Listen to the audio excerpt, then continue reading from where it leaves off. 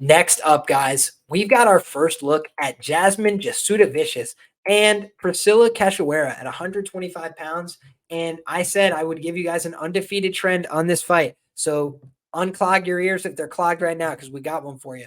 Jasmine Jasudavicious, 0-1 as a UFC favorite, right? She's been an underdog in most of her UFC outings, and she's overperformed those expectations, right? 9-3 overall as a professional, 3-2 inside the organization, but only one time was she favored to get the job done. So this is a girl in Jasmine Jasudavicious who has really gone out there and overperformed. She's done the damn thing. She's earned a lot of her victories. But now we're looking at Jasmine in a minus 380 price tag when she's not shown that she can go out there and deliver as a favorite many times. Has she shown she can deliver in Canada? Yes, she has. She did go out there against Miranda Maverick and deliver in a fight where Miranda kind of took that on a little bit of short notice. She probably got back in there a little too quick. And I think the UFC tried to set up her for success.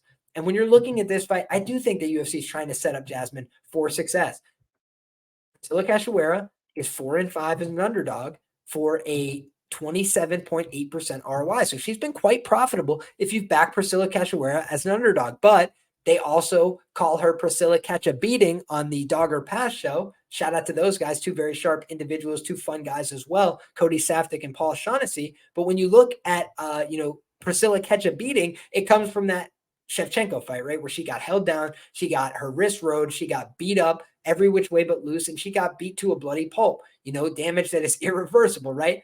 So you look at the career of Priscila Cachoeira, and she shows that she's got real power, right? 7-0 career to the knockout prop, but she did get beat to a bloody pulp, like I mentioned. She's been submitted 3 times as a professional, and she is 5-2 in her career to the decision. So when you look at her most recent fight, she lost via sub to Miranda Maverick. I expected that to happen. She was able to go out there and knock out Ariane Lipsky, who's been surging recently, in the first round, and also beat Ji Yan Kim in a very close fight where she was able to do some damage late in those fights, late in those rounds, in order to get the win, in order to sneak one out there.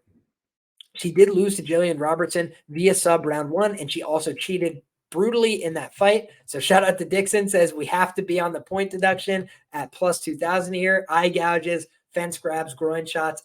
I believe it all.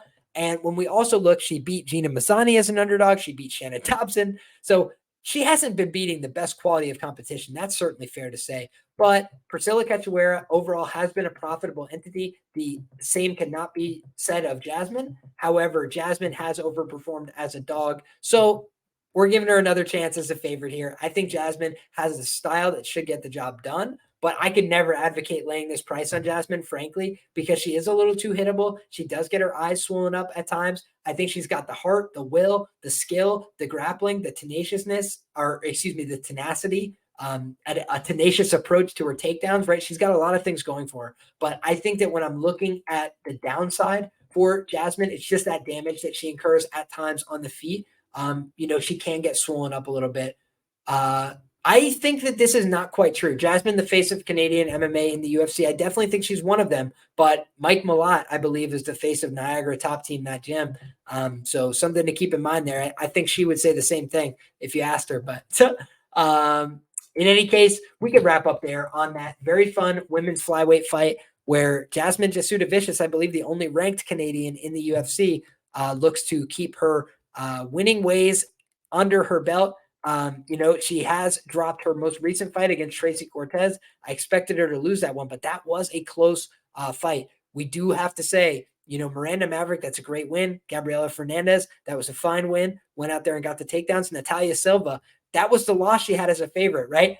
You could forgive that a little bit, right? Natalia Silva, now the talk of the town in the UFC, been minus 600 and whatever in most of her fights. I think that this is a good spot for Jasmine to go out there and get the win, and potentially even a finish of her own, because she does tend to be a very aggressive girl in pursuing takedowns, finishes, top time. And I think she's going to try and do that here. So if you look at her career record, she's only got 2 wins by knockout and 1 win by submission. But a lot of times she is battering her opponents as well. She's doing a lot of damage. She's chasing them down in round 3, trying to put it on them if she can.